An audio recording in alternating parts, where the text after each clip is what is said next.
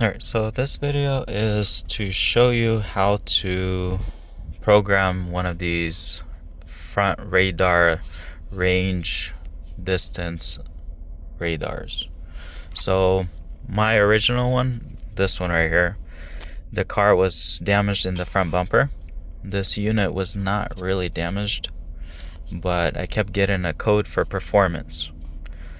So I ended up buying a used one and I plugged it in and it said invalid VIN number identifier. So obviously it needs to be programmed. This is the part number just in case. Mine is a 18 Yukon. So I was getting a lot of errors on the dash for the cruise control. So this one right here. So basically I couldn't do this option before with the damaged unit, the one that was given a code for performance. And I bought the used one, and the used one was throwing out incorrect VIN number. So the way I programmed it is I did a lot of research, and everybody, nobody really explains anything. Nobody will help you with this. You need to have dealer software. You need to pay a lot of money to somebody to program this. You have to wait for weeks for them to come out and program it for you.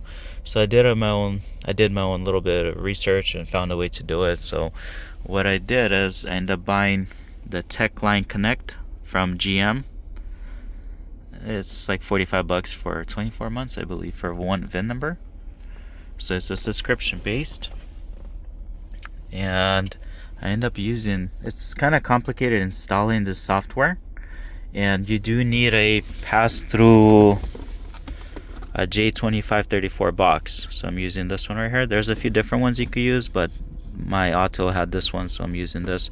So I'm running the cable through it to the laptop to a USB, and basically once you connect it, the software is pretty complicated to install. It just kind of, it's going to take a little bit of time to figure it out, but I already did this module. It works on my end, so I'm not going to redo everything, but just to give you an idea how you do it. So you select K14 distance sensing control module, and there's programming configuration. Which one goes first? I'm not really sure. I'm not a professional at this. This is not my job. This is me just figuring it out on my own without paying people a lot of money or a dealer to do this. First, I did the configuration. I'm not sure which one goes first. I did that one, and then I did the programming. And at the end of the programming, I'll add the clip. It did let me clear the codes through this system, but when I started the car, I was still getting that error. And what I did is I hooked up my auto and I cleared the codes with that one, and I started the car back up, and that error went away. So now this works. I didn't test drive the car, but I was getting an error where it wouldn't let me turn it on, turn it off, or adjust it.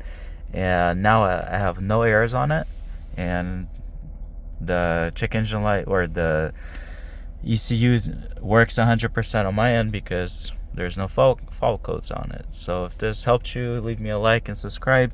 Don't ask me to fully assist you in teaching you how to do this. You guys got to realize I have millions of views on these videos, and every single person is demanding me to help them, and it's ridiculous.